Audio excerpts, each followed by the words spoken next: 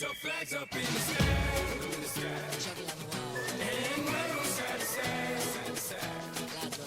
Show the world where you're from, show where you're from. We are one, baby. Show the world we are one.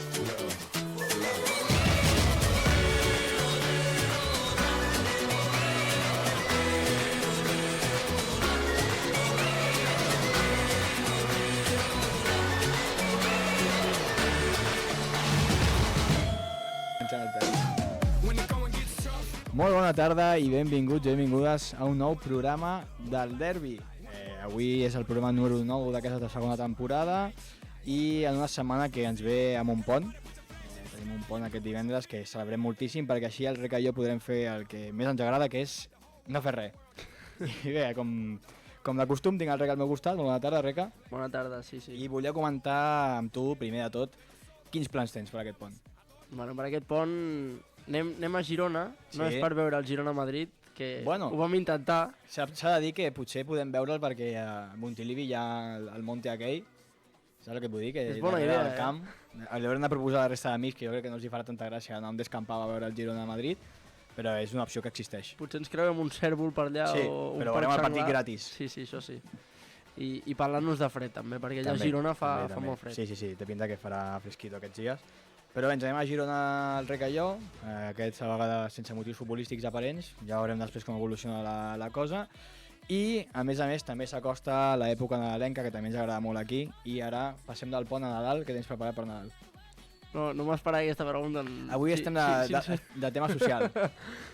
De moment, en principi, no tinc gaire plans, només estudiar, que no és gaire agradable. No? Bueno, ja està en la família, imagino. Sí, home, el dia 25 estàs estudiant. Això per espero. descomptat, per descomptat. Molt bé. Jo el 21 em vaig. Ah, sí? Sí, el 21 el 24. Per motius futbolístics o No, tampoc. Em vaig a la muntanya. Molt bé. I després, evidentment, també a gaudir una família, com diu el Reca. Llavors, samarreta d'avui, la teva... Ja he de reutilitzar ja, perquè són tants programes que hem fet que ja és impossible anar innovant. Jo, mira, encara em mantinc. Tinc la del Barça aquesta temporada, que me la va regalar el pare de la meva parella, i aquí la llueixo.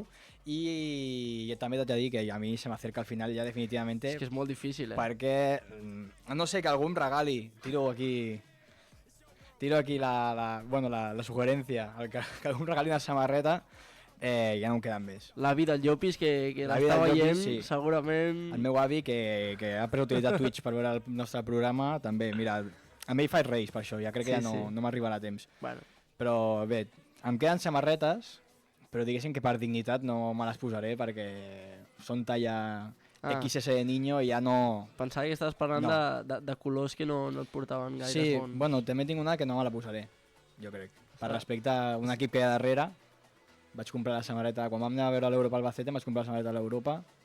Per què ho dius, això? No... Jo tiro més cap al Sant Andreu, ara que ens estem endinsant en aquest món, Vale. i potser no me la poso, te la deixaré tu, així et portes una nova, si vols. Sí, no, hauríem de portar també Europa i Sant Andreu. Jo me n'hauria Sí. de comprar una a l'Europa, sí. Sí. Doncs bé, ara que ja hem fet la introducció llarguíssima sobre les samarretes i el Nadal, explica'ns una mica què tenim avui. Avui, com ens agrada molt despotricar, sobretot dels entrenadors, Sí. i despotricar en general, parlarem dels entrenadors, dels pitjors entrenadors que han passat per la Lliga. Sí. Bueno, per la Lliga i segona potser també en cau algun. Són tots a primer... Bueno, hi ha algun que no avançaré, però clar, està a la llista perquè ha passat per primera i segona reiterades ocasions. O sigui que sí, algun de segona sí que hi ha. I també, com dius tu, ens agrada molt despotricar dels àrbitres. Ai, dels àrbitres. Bueno, també. Un altre dia arribarà el programa dels àrbitres, els pitjors àrbitres de primera i de segona, però parlem dels entrenadors molt i mai sí que hem parlat dels pitjors jugadors, hem fet el millor 11, el pitjor 11, hem fet 1.011 de jugadors i no havíem parlat mai dels pitjors entrenadors de la Lliga, que hi ha per escollir, i per fi ha arribat el dia i el programa d'avui parlarem sobre ells. Sí, també avancem que d'aquí poc farem un reaccionant a millors rodes de premsa, perquè els entrenadors sí que tenen moltes joies per allà. Mira, jo de fet aquest matí m'he vingut, no sé per què, m'ha sortit un vídeo a Twitter d'una roda de premsa de Guardiola amb Jordi Grau, el periodista de TV3, que ja al final, doncs, diguéssim que Guardiola va acabar fart d'ell i li fotia un pal interessant a l'entrevista, i després he vist una altra de Luis Enrique, també amb Jordi Grau, que també és interessant, i mira, he pensat, dic, aquesta me les guardo per quan fem el programa reaccionant. N'hi ha moltes. Doncs bé, ara sí, ja hem fet les presentacions, comencem amb el programa.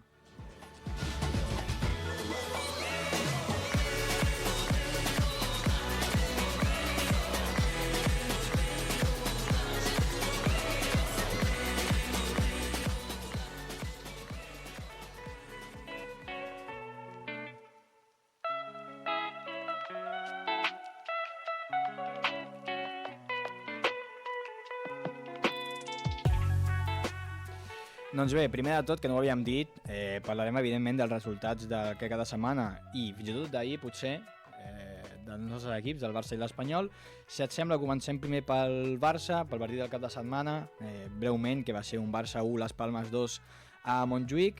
Va ser un dia en què la tàctica de la línia avançada no va acabar de funcionar perquè les Palmes bàsicament va saber atacar molt bé els espais, tenen jugadors que són força ràpids, com el mític Sandro Ramírez i també Fabio Silva. És la tercera jornada consecutiva sense puntuar, sense guanyar. Veníem d'una derrota al Real Stadium, un empat a Vigo i una derrota també, com diem, a Montjuïc. I tot i que no es va jugar exageradament malament, el Barça no va ser efectiu ni precís i va caure contra un equip que en principi, sí que és veritat que estan en molt bona dinàmica, sobretot des que van fer el canvi d'entrenador, però en principi a les Palmes és un equip que s'ha de guanyar, més encara al teu estadi. No va ser així, les Palmes la veritat que va ser molt efectiu, com dic, amb Fabio Silva i Sandro Ramírez jo diria com a principals estrelles del partit, els més destacats. Sí que és veritat que ahir es va jugar una jornada força estranya, abans de la jornada 9 de la Lliga, i el Barça va jugar contra el Mallorca i van guanyar 1-5 a Son Moix, que és també un camp força complicat, perquè el Mallorca fins fa res, fins i tot ara està en posicions europees, i es va guanyar amb solvència. Per tant, m'ha enxapat una mica el discurs de dissabte, perquè clar, va ser dos partits antagònics, ahir es va jugar molt bé, també es va recuperar l'Amin Yamal, que és veritat que l'altre dia va entrar a la segona meitat, però bé, una de cal i otra d'arena, perquè vas tenir un partit terrible al cap de setmana i ells va jugar molt molt bé, la veritat. Es va patir força, sobretot a la primera meitat, que no va acabar de ser efectiu, però la segona va ser molt bona meitat del Barça. I haurem de veure per què les següents sortides al Benito Villamarín, aquest cap de setmana, que tot i que el Betis s'ha de dir que està molt malament, està molt mala dinàmica, tampoc ni tan sols la Conference League l'altre dia també van fer el papelón perdent contra un equip que no sé pronunciar. Però tot i així, no? Crec que era encara pitjor que l'Sturm Graz, seria una cosa... Crec que era un que no n'havia guanyat cap. Sí, anaven cuers i els van guanyar el Betis a domicili, al camp de l'equip, que no pronunciarem perquè no tenim ni idea, però igualment seran al Villamarín, que no deixa de ser un camp complicat. Haurem de veure perquè, clar, hi ha una mica d'incertesa. Tens per una banda el partit de les Palmes, que va ser un desastre, i el d'ahir, que va tornar a recuperar la millor versió del Barça, amb aquest potencial ofensiu, marcant 5 gols a Son Moix. O sigui que haurem de veure. Sincerament no sé predir què passarà, perquè sí que és veritat que això arrossegàvem 3 partits poc bons. Males sensacions. Sí, amb unes sensacions força reguleres i ara de sobte li clava 5 al Mallorca. O sigui que haurem de veure, una mica d'incertesa, la veritat. Bueno, almenys és que el partit més recent tens bones sensacions, bon resultat. Clar. Sí que no acabes amb la porteria 0, però bé, et deixa un altre gust de boca, jo crec. El sentiment és de que s'ha de guanyar i de proseguir amb aquesta dinàmica que va començar ahir, que esperem que s'extengui, perquè és el camí que portava el Barça fins a aquest mes de novembre. I ara parlem, ja per acabar el bloc del Barça, les notes del partit contra les Palmes, molt breument. Iñaki Peña li he posat un 3. Crítico, Jo sempre dic a Iñaki Peña que xuten 5 vegades, una fa una parada espectacular, l'altra la para però era fora de joc i les altres dues van dins.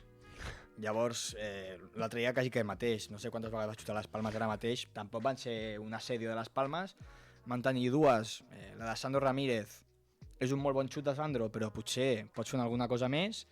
Llavors això, jo segueixo dient, jo sóc crític a Iñaki Peña, ja ho sabeu, a mi em sembla que se'ns queda just.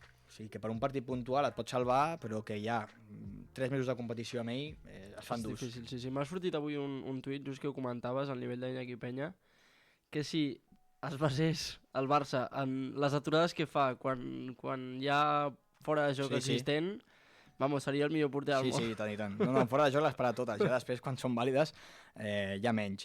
Tot i això, Flick va assegurar l'altre dia a roda de premsa que Iñaki seguirà sent la primera elecció a porteria. Haurem de veure, sembla que Chesney de moment no compta amb ell. Jo crec que potser quan juguem Copa del Rei provarà Chesney, potser a partir d'allà, imagino això. O sigui, això són suposicions meves, no tinc cap certesa sobre això. I veurem a partir d'allà si potser pot comptar amb ell a Lliga, però de moment sembla que no ho farà, almenys en el curt termini.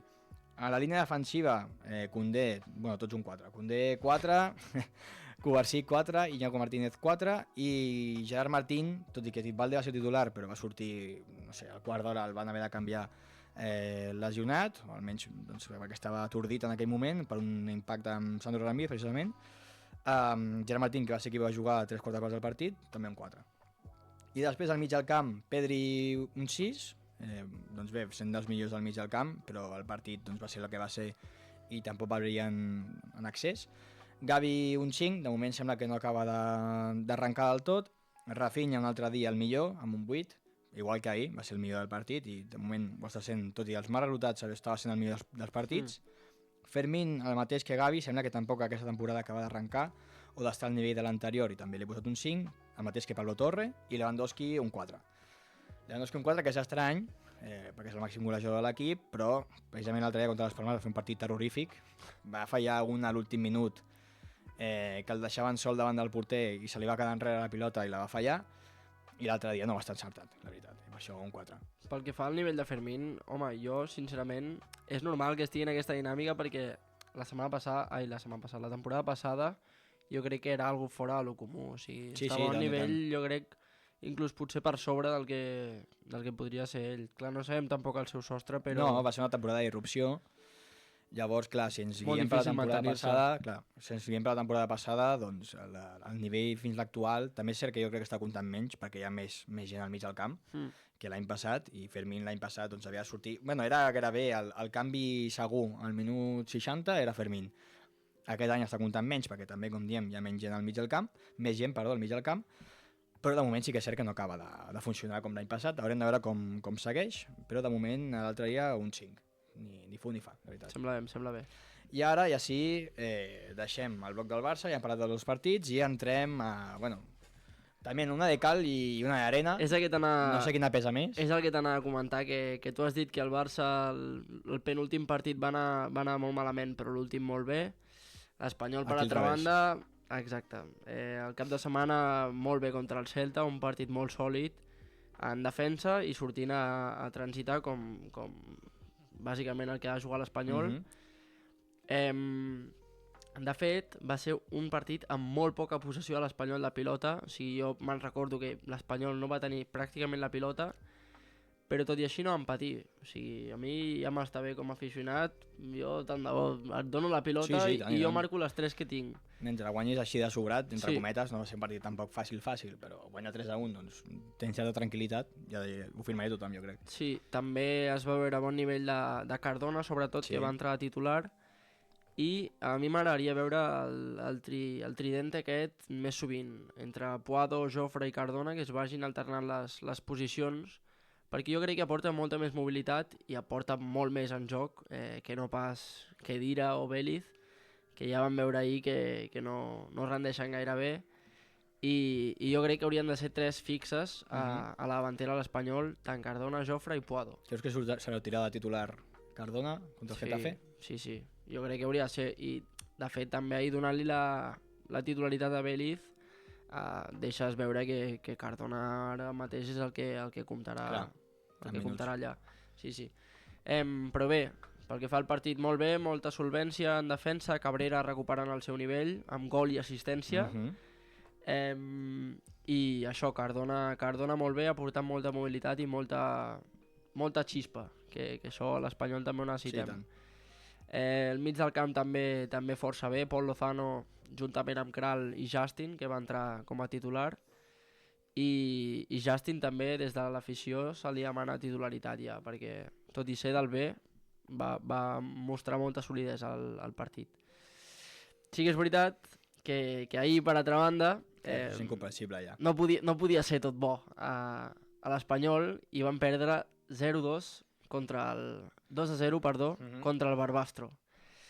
Que la gent es preguntarà, qui és el Barbastro? Pues un equip que està segona ref en descens. Sí. Potser la gent del Barça l'ubica perquè, si no m'equivoco, l'any passat vam jugar precisament contra ells a Copa del Rei, que aquest tampoc ens ho van posar fàcil. 2-3 crec que va ser. Sí, va ser una cosa així que quasi acaba en drama, però bé, va ser pitjor jo crec que la de l'Espanyol. Sí que és veritat que jo ahir ja us ho deia, que la Copa a mi m'era bastant igual i jo, mira, tirar una competició així... L'important és la permanència de l'Espanyol i jo crec que ahir potser es va quedar inclús massa demostrat. Perquè sí que és veritat que no va ser un partit com per perdre per actitud, sinó per aptitud, de que els suplents de l'Espanyol són són horribles. Llavors, Hablando en plata, no? sí, sí. Llavors, això no és una cosa tampoc que preocupi gaire, perquè, bueno, sí, però no. Perquè mentre hi hagi actitud, jo crec que pots salvar-te a primera, perquè hi ha equips que també són molt dolents. Però el problema estaria que anessis allà i et deixessis que et pintés la cara a un equip de segona ref. Clar, jo crec que, evidentment, l'afició de l'Espanyol dona prioritat a la Lliga, a la permanència a Lliga, però també hi ha maneres de caure a Copa del Rei. Sí, sí. Jo crec que tampoc ha Home, acabat de sentar gaire bé. A la segona ronda no... Clar, segona ronda contra un segona ref en descens, que avui precisament a Twitter he vist una foto que havia perdut contra el filial de Zaragoza, contra el filial de no sé quants equips, contra el Logroñés, i de sobte 2-0 contra l'Espanyol. Filial de l'Alavés era Real Sociedad Sí, C, Real Sociedad C, sí. que va perdre 1-0. És denigrant, sí, sí, però, sí. però bueno, hi ha molta gent que demana la rescisió de contracte de Manolo González, però jo crec que em sembla massa... La gent estava molt calenta, amb això de rescindir a Manolo. Sí, jo crec que em sembla too much per un partit així. Tu firmaries el canvi? Mira, ahir ho estava parlant amb un altre amic de l'Espanyol que tenim. Tu firmaries a Luis García Plaza per Manolo? O sigui, faries el canvi o prefereixes quedar-te amb Manolo?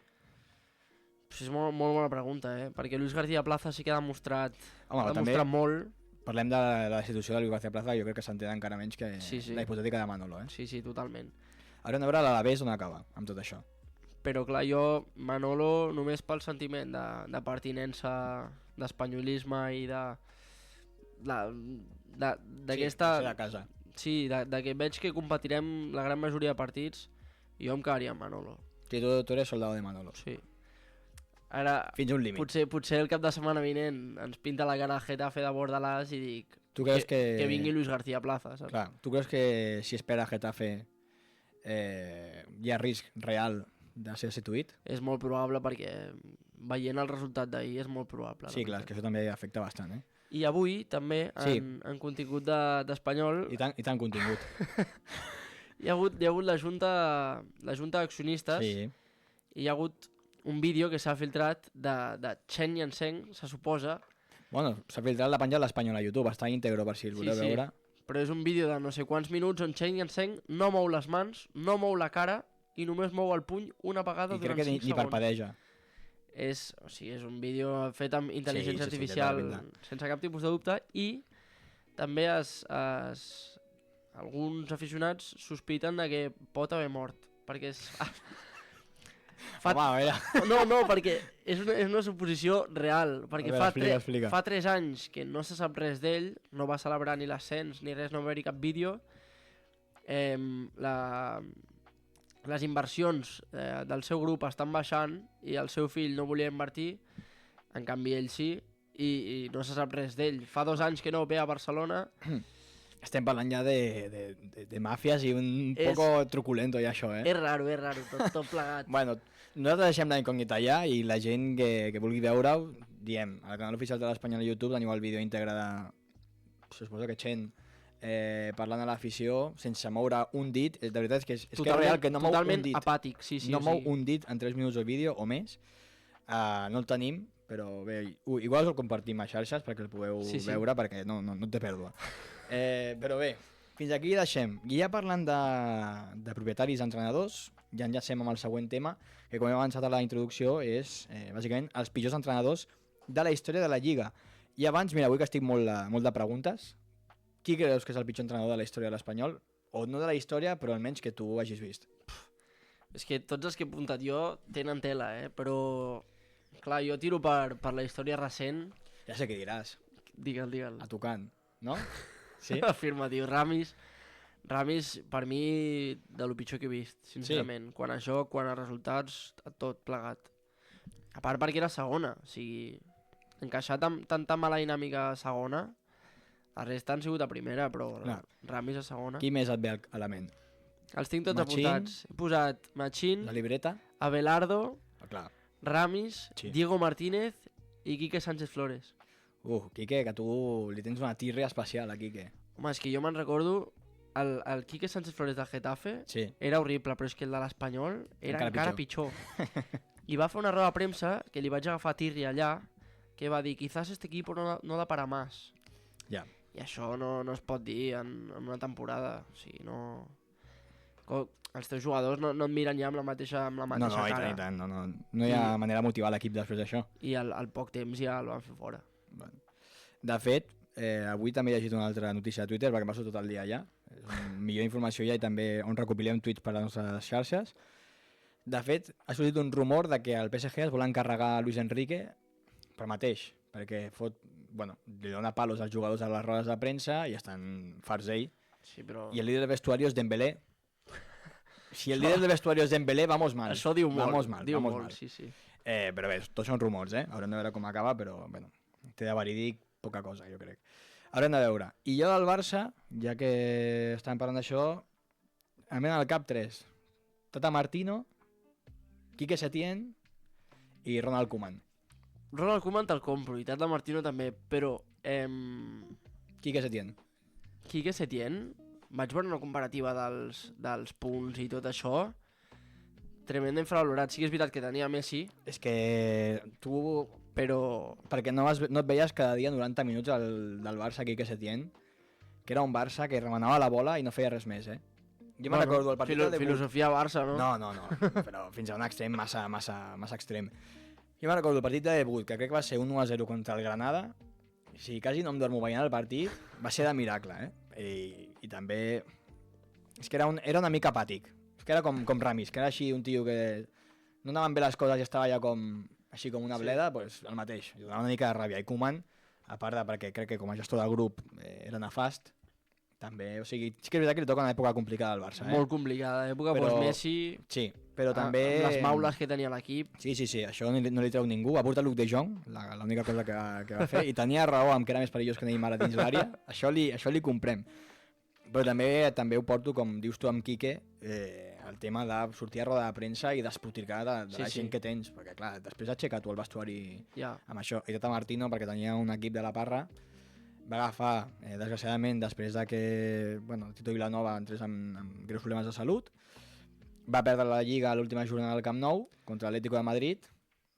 Que feliç vaig estar aquell dia. Amb aquell 1-2, i va guanyar la Copa, però clar, va ser una temporada, jo me'n recordo, aquella temporada la recordo dura. Home, normal. Però bé, fins aquí el repàs dels entrenadors del Barça i Espanyol, i ara entrem ja a parlar en global dels de la Lliga.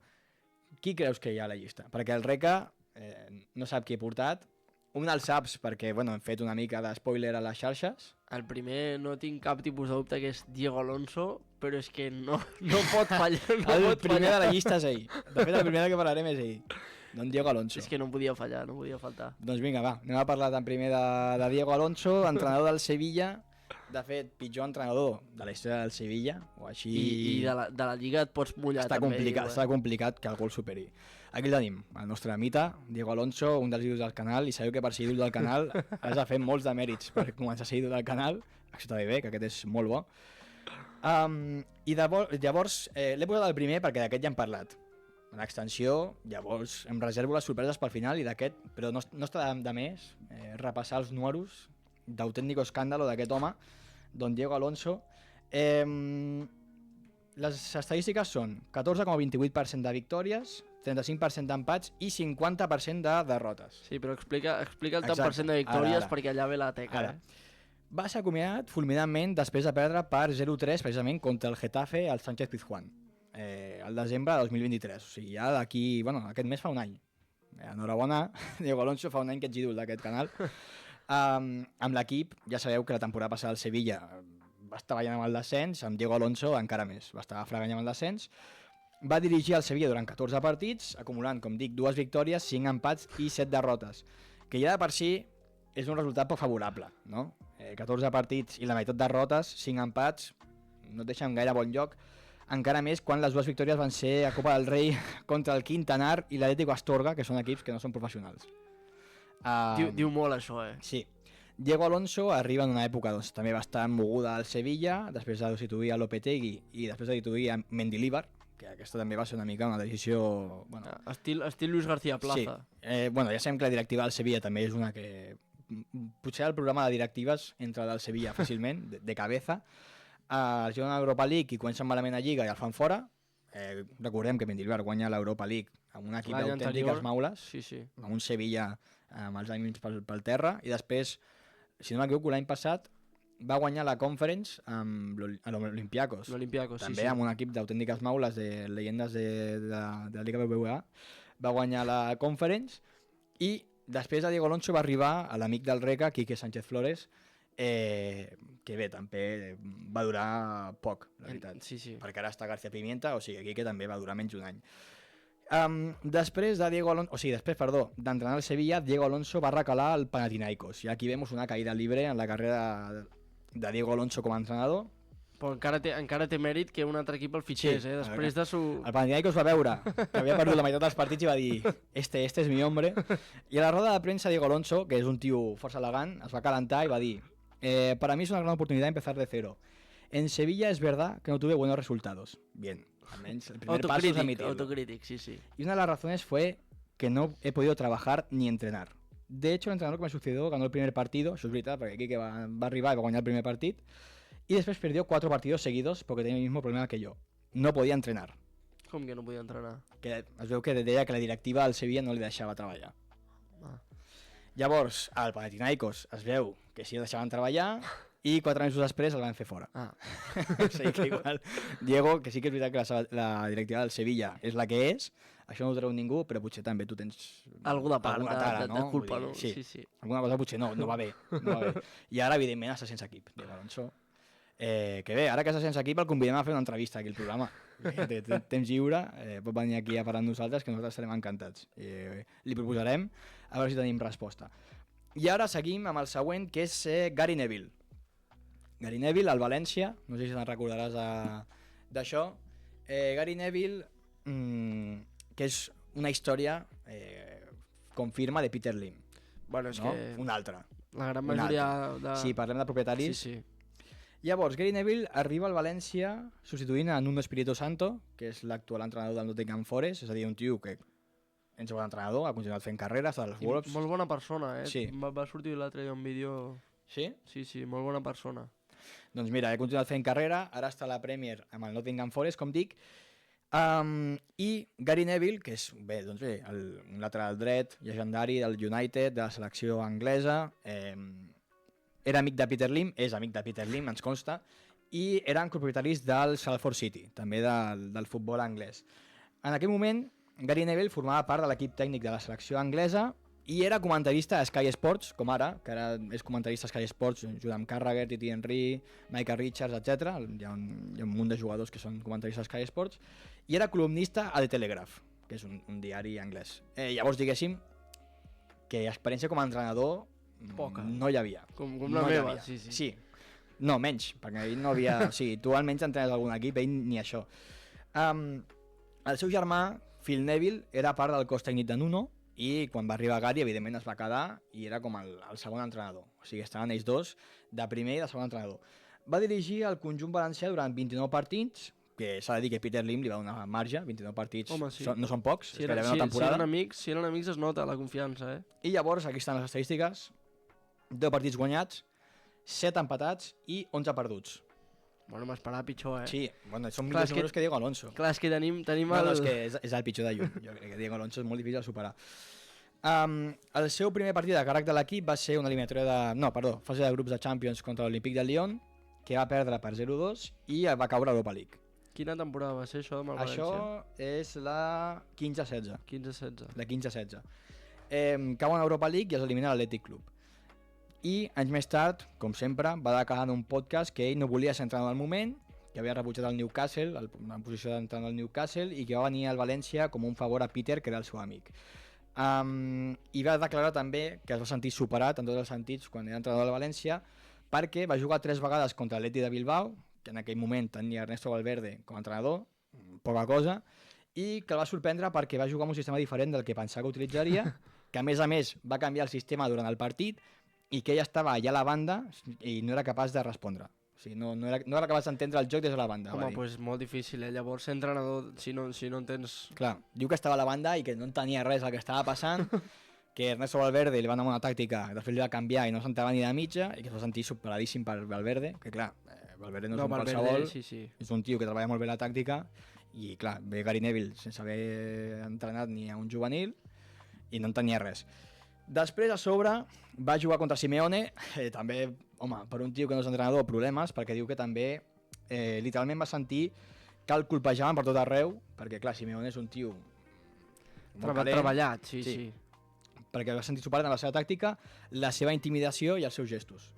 Clar, perquè Simeone és un tio que està a la banda, que sembla boig, Sí. després està Gary Neville, que no sabia on estava, bàsicament, i després el va fer fora, finalment, després de perdre per 7-0, te'n recordaràs, contra el Barça, precisament, Això sí, a això Copa sí. del Rei, i també va dir que amb Luis Enrique va sentir que estava que no perteneixia al gremi d'entrenadors, perquè anaven guanyant 5-0 i no va canviar ni Neymar ni Messi ni Suárez, i que al final del partit Luis Enrique va passar a donar-li la mà i que llavors sentia que era com una senyal de que no estava al lloc on li tocava.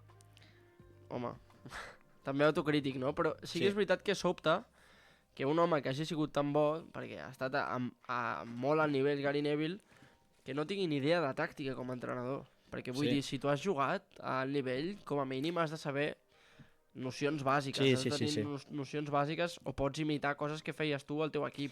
Clar, és que el problema que té, o que tenia, millor dir, perquè ja no entrena, com dic ara és comentarista a Sky Sports, Normal, que no entrena. no, jo crec que després d'això jo tampoc entrenaria.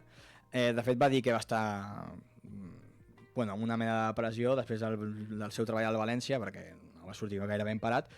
Ell deia que tenia el problema que clar, ell al camp, com a jugador, sí que era capaç de veure el joc i d'entendre el joc, però que des de la banda no podia, que sentia incapaç. Clar, perquè sí que és veritat que t'has de fixar en moltes més... Has de tenir moltes més... Has d'estar atent a molts estímuls, Sí. a massa estímuls. Sí. I clar, potser ell en la seva posició s'entrava en la seva posició, però com a entrenador és més difícil, jo crec. Doncs mira, abans que m'has preguntat tu, era un València que tenia noms, o sigui, clar, nosaltres igual ara, amb la història recent, si parlem del València, ens ve el València de les últimes 2 temporades, que és un equip que pateix, però que és un equip que juga a la Champions, ho hem vist, contra Clar, l'Olímpic de Lió. Tenien, per exemple, Diego Alves, André Gómez, Mustafi, quan en aquell moment doncs, em semblava que era un bon central, després van veure a Arsenal i Levante, que potser no tant, Fegulí, Javi Fuego, Negredo, Parejo, Bo, Fegulí, Sí. quin tros de jugador. Parejo, Rodrigo, Carlos Soler, De Paul i Enzo Pérez. No, és que aquest Era un molt bon equipazo, València, era molt bon València. I amb Gary Neville eren 14anys de Lliga i estaven a 6 punts al descens. Clar, és que amb un equip així, estar en Sí, sí, aquestes sí. posicions és difícil. Era molt bon equip al València, l'únic que, clar, tenien al capdavant a Gary Neville. Bueno, el problema és que tenen al capdavant a Peter Lim i després a la banqueta hi havia Clar. Gary Neville. Doble... Claro. Doble Una de cal, castigo, sí, una sí. de cal i otra de cal, també, perquè no sé qui és pitjor dels dos. Llavors, ara ja enllacem de Gary Neville, que estem veient que és un home que, pobre, va sortir traumat de la seva experiència i va retirar d'entrenador. En el seu moment, Peter Lim, que sí que és veritat que hem dit que el va deixar 29 partits, va veure que la cosa no anava bé i va posar, recordem, perquè estaven ell i el seu germà Phil d'entrenadors, eren primer i segon entrenador, i va posar a un tercer entrenador. Vale? Ja que dius símptoma, quan hi ha 3 entrenadors no va bé. És que ni el primer ni el segon fan la seva feina bé. I el tercer era Paco Ayestarán, No tinc ni Paco idea de qui és aquest Ayestarán. home. que era el tercer entrenador amb Gary Neville. Quan el van fer fora va ser ell qui va agafar doncs, el càrrec de primer entrenador. Va agafar l'equip, va perdre el seu primer partit contra les Palmes, però després va guanyar consecutivament a Barça, Sevilla i Eibar. I va acabar la Lliga, va dirigir 8 partits, guanyant aquests 3, perdent 4 i empatant 1. Bueno, però guanyar aquests 3 partits, Sí. però prou bé. Com Va. és que està aquesta llista, llavors? Va, espera. Ara anirem. Va acabar la Lliga amb 4 partits consecutius sense guanyar i van acabar 12ens. És a dir, va ser una temporada, com estem veient, que diguéssim acabar 12 amb aquest equip, Sí, sí. però bé, tenint a Gary Neville 3/4 parts de la temporada s'entén. I llavors, en aquest instant, recordem els números, va guanyar 3 partits, va perdre 4, va empatar 1, van acabar 12ens. En aquell moment, des de la junta directiva del València, que funciona com funciona, o no funciona, van dir el renovaré fins 2018. Sent això, 2016. Bueno. Es van calentar i va dir, bé, aquest tio ha guanyat el Barça. El García Vivienda, Sí. Sí, és veritat, és que és igual. Aquest tio ha guanyat el Barça, el Sevilla i l'Eibar, que estaven per davant de la classificació, normal, perquè hi havia pocs equips per darrere, és a dir, és més fàcil guanyar algú de dalt que els de darrere, perquè hi ha menys gent. I la van renovar fins 2018, és a dir, 2 anys. Llavors va començar la següent temporada, la 16-17, i van renovar-lo, i l'afició va dir què és això? Perquè clar, venim de Gary Neville, ara Paco Llesterán, que tampoc acaba de donar amb la tecla, i el renovant 2 anys, i ells van demanar paciència a l'afició. Van dir, paciència, tranquils, arribaran els resultats. Va començar la Lliga, com dic, la 16-17, i van encadenar 4 derrotes consecutives. No van començar bé, anaven coers a la Lliga, evidentment, i el van fer fora. 118 dies després de renovar-lo 2 anys. Clar, això són coses que no quadren gaire, perquè... Clar, però això jo crec que és més tema de la directiva, d'incapacitat No, de... clar, això està clar. Però sí. Això està clar. No sé, queda una mica entredit com David Gallego, que el van renovar, no sé si te'n recordes David Gallego, l'Espanyol una temporada que Sí. anava a Europa i vam anar amb David Gallego allà, que per 2 partits bons que va fer. Sí, és veritat. Llavors, més o menys jo crec que és el mateix. I ara passem al següent, que és David Moyes. Aquest anirem ja ràpid, perquè com sempre ens liem a què parlar i sense acabar el temps. David Moyes, que és un entrenador escocès que està vinculat al futbol anglès tant a la seva etapa com a jugador i després com a entrenador, ha dirigit a Everton, a United, al Sunderland i al West Ham United, i de sobte la temporada 14-15 arriba a la Real Sociedad, on ja està pràcticament un any. Dic pràcticament, perquè va estar del 10 de novembre del 2014 al 9 de novembre de 2015. És a dir, per un dia no va estar un any sencer a la Real. Va dirigir 42 partits a la Real, amb 12 victòries, malament, 15 empats i 15 derrotes. No són números d'escàndalo. No, i a part amb el nivell de la Real, que Sí. en aquell moment segur que hauria estar a Sí. bon nivell. No era mal equip la Real. Potser no és l'actual, però no era mal equip la Real. Llavors, el principal problema que tenia Moyes era que no entenia el castellà. No parlava ni una paraula de castellà, i llavors hi havia una barrera d'idioma bastant important a la Real. I també va declarar que li va costar un any entendre la filosofia del club. Quan la va entendre, el van fer fora. Exacte. I després, també, aquesta estada a la Real li va costar car a la Real, precisament, mai millor dit, perquè va firmar un contracte de 3 milions per temporada durant 2 anys. La Real li va arribar a oferir 5 temporades, és a dir, 3 milions per cada temporada per 5 temporades, i quan el van destituir li van haver de pagar un altre milió d'indemnització, i a sobre la Fiscalia els va condemnar a pagar-li 500.000 més perquè no li havien pagat en el moment de destituir-lo. O sigui que se'n va anar a la Real cobrant 6 milions per estar un anyet. Li va sortir bé la jugada. Sí. I ara, fins fa poc, està entrenant el West Ham United, com dic, i ara està sense equip. Hi ha un patró en aquesta llista, que és que la majoria estan sense equip ara mateix. Per lo que sea. Por algo serà, no? Sí. I ara entrem... Hem anat ràpid amb David Moyes perquè crec que aquesta és l'estrella. Aquesta és l'estrella i me l'he reservat perquè sé que t'agradarà molt. Aquest personatge desconegut, Dimitri Peterman. És que no en conec a cap, No, literalment... David Moyes tampoc l'ubiques. No. Clar, és que tu la Premier no... No, ni idea, no. Vale, Dimitri Peterman, com dic, és probablement el personatge més gran d'aquesta llista. Aquí l'estem veient, aquestes pintes... Bueno, ara entrarem. Es tracta d'un empresari ucraïnès que l'any 1999 va comprar el Palamós, o sigui, es va comprar el Palamós, és a dir, era el president del Palamós, i també va prendre el càrrec d'entrenador. Del Palamós, també. Del Palamós. Sense tenir cap mena d'experiència, d'acord? Ja malament. Exercia el càrrec, atenció, d'entrenador, president, director esportiu, utiller i fotògraf. De todo, O sigui, feia tot. De todo un poco. El Palamós se li va quedar petit i va comprar el 27% del Racing de Santander, tot i que mesos després el van fer fora per el seu caràcter, que ja veurem que és complicat. I llavors, en aquell moment, quan el van fer fora del Racing, li va sorgir l'oportunitat de fer-se amb el 51% de l'Alavés. És a dir, era l'accionista majoritari de l'Alavés, i és aquí on comencen els problemes. Ja esteu veient que és un tio... Però encara ho és el... No. Ah. Bueno, ja després parlarem de com ha acabat la història. Va estar 4 anys al capdavant del club, que li van servir per destrossar-lo per complet, bàsicament, triplicant els deutes de l'equip, fins a arribar gairebé als 24 milions d'euros de deute que es van generar durant l'estada de Peterman al capdavant del club. Com s'haurà notat, és un tio força polèmic i a part també ho era davant dels micròfons, com nosaltres. És que per la foto ja se li veu clar, aquesta foto de personatge de Matrix ja et diu coses. Llavors, després d'un partit contra el Real Madrid, es va calentar i va atacar públicament a ni més ni menys que a Robinho, a Roberto Carlos i Ronaldo. No sé si detectes un patró cap on pot anar la conversa. Sí. Llavors, van celebrar els seus gols contra l'Alavés d'una manera peculiar, que era tirant-se al terra amb els peus cap a dalt. O sigui, com una cucaratxa, imitant una panerola.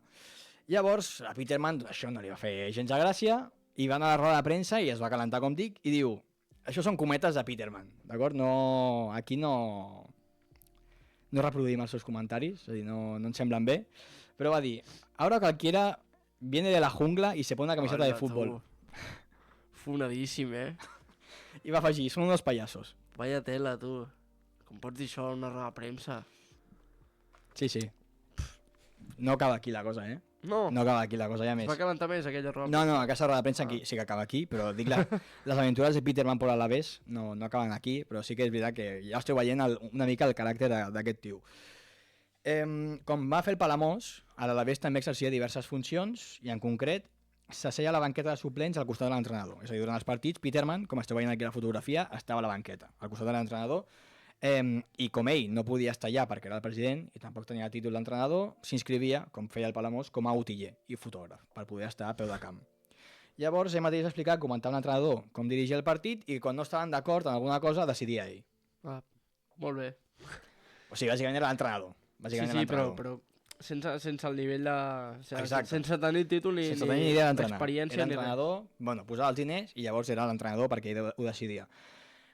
També va posar despullat a la banqueta de l'Alavés per a la revista Interview. Sí, home. Sí, que això podríem dir que a la visió de l'Alavés no li va molar gaire la idea de posar despullat a la banqueta de l'equip. Esto que hi és.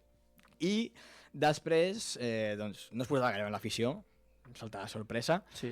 i qualificava, torno a obrir cometes, en Peterman hauré d'obrir moltes cometes i dir, sobretot el disclaimer, de que nosaltres no ens semblen més que els comentaris, i a la gent que el xiulava els qualificava de subnormals i borratxos. Hòstia, però aquest home Era un calent, és un personatge. Era un calent.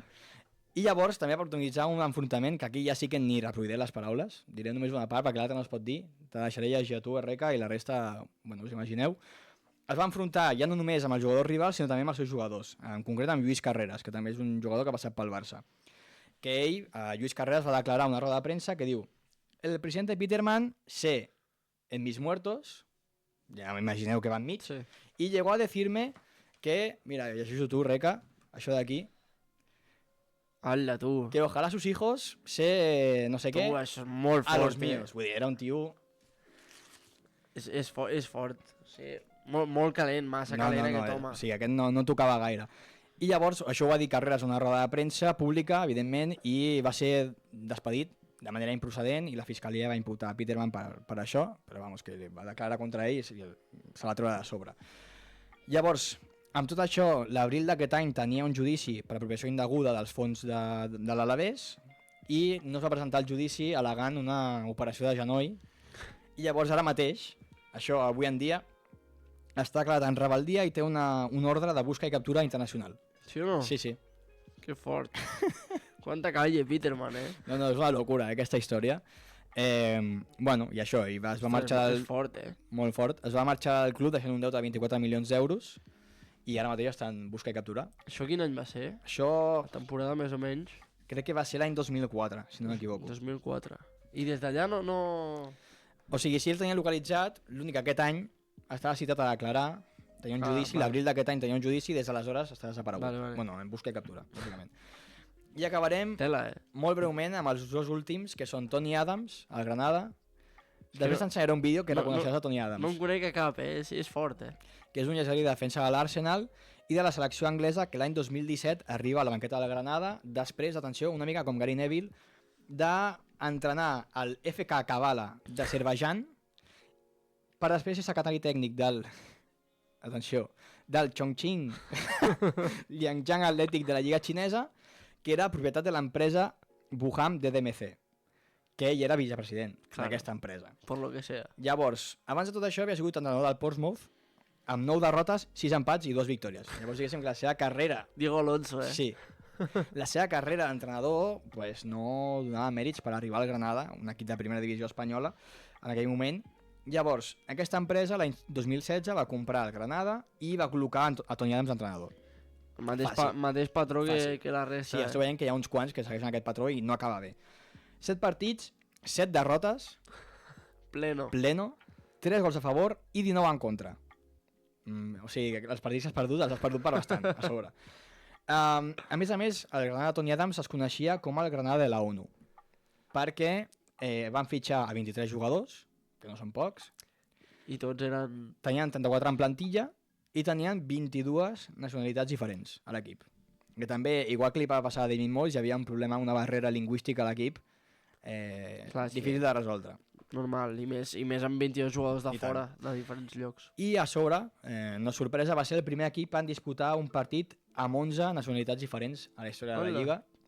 I ara aquí tinc els jugadors. Teníem a Memo Ochoa a la porteria, mexicano, Fulquier, llegenda, a lateral, que és francès, Ongla, camerunès, Héctor Hernández, que és espanyol, Ingason, que és islandès, Gastón Silva, uruguayo, Uche, nigeriano, Wakaso, ganès, Wakaso. Andreas Pereira, brasileño, Carcela, que era marroquí, i Adrián Ramos, que era colombiano. Ostres, que curiós. Sí, és un, bueno...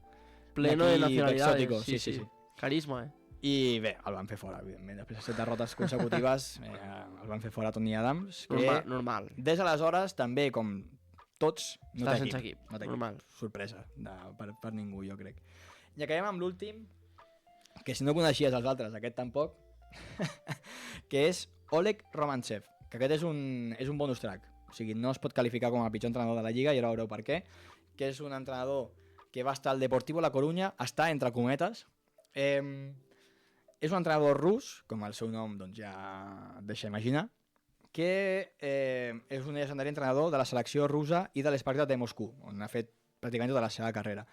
L'any 1991 va acceptar l'oferta al Depor, que acabava d'ascendre a primera divisió, després que l'anterior entrenador, que era Arsenio Iglesias, abandonés el club al·legant que estava esgotat després d'aconseguir l'ascens. ¿Vale? Va dir, que jo passo de treballar... És raro això, I es va marxar del club havent ascès a primera, com dic, amb l'equip.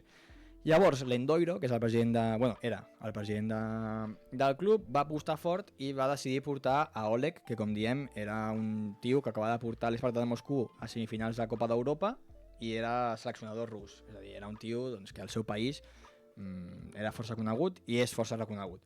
Llavors, Romantsev va dir que sí, que acceptava la feina, però que volia que l'Endoiro l'enviés vídeos del Depor per saber com jugaven i de més.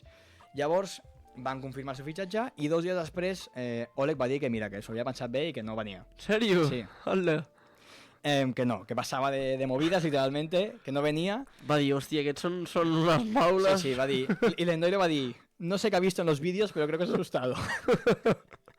I Oleg va dir, jo passo, no, estic molt còmode aquí a Moscou, amb el meu Spartak, que hem arribat a semifinals d'Europa, i aquests són unes maules tremendes, no m'aniré allà. Jo passo de movides, sí, literalment. És l'home que representa jo passo de movides, va dir. Va veure 3 vídeos de l'equip, que no s'havien donat 3 passes seguits, i va dir, me quedo. Hasta luego. I llavors va tornar a l'Spartak i va guanyar 8 lligues, 4 copes i va avançar fins fases finals diverses vegades en tornejos internacionals.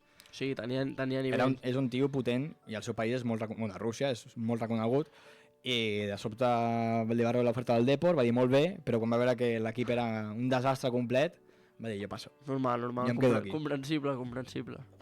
I bé, aquest ha sigut l'últim entrenador. Mira, almenys si no es coneixies, ara sí. Sí, jo em quedo amb l'últim, Si n'hagués de triar algun, jo per aquest em representa, per nivell em quedo aquest va dir, jo no vengo, jo passo, I es va quedar a casa seva i li va anar força bé, que mira, celebra. Aquest programa defineix, nosaltres seríem saps aquell meme tan famós que és Quique, con este equipo hago virguerías. Hago virguerías. Sí. En 14 días con este equipo hago virguerías. Literalment som tu i jo perquè estem aquí despotricant d'entrenadors que segurament tenen molt més nivell que nosaltres. Home, jo potser, o sigui, el que veig més fàcil de superar és Tony Adams, que aquest pleno de derrotes, alguna potser, on ni que sigui sumar algun golet més que ell. O Diego Alonso també potser és fàcil de superar. Home, jo, amb tot el respecte a la gent d'Arenteiro, que és molta la que segueix, l'Atlético Astorga, jo crec que amb el Sevilla també, si posem tu i jo, sense fer res, potser també els guanyem. Sí, primero y segundo, uno con la táctica, otro con... Sí, balón parado. Amb 3 entrenadors com el València, amb Gary Neville, i Phil Neville i Paco allà estaran els 3 jugant a la banqueta. Quin ha estat el que més t'ha agradat, l'últim? Sí. No et quedes amb Dimitri? No, és que també les rodes de premsa eren jugoses. Jo em quedo amb la portada d'interviu a la banqueta de l'Alavés. Per mi és la millor de Dimitri Peterman. És bona. Però bé, mira, just hem fet el temps, ens hem quedat ja sense gaire marge, però bé, hem fet el que volíem fer durant el programa d'avui I res, que tu, com sempre, gràcies per venir un dia més. Un plaer, un I plaer. ens tornem a veure després del pont la setmana que ve, recarregarem piles, sí que s'han de recarregar, perquè tampoc és que ens matem gaire. I a la gent que ens escolta i que ens veu, doncs també gaudiu del pont i ens veiem també la setmana que ve a la mateixa hora. Molt bona tarda. Put your flags up in the sky.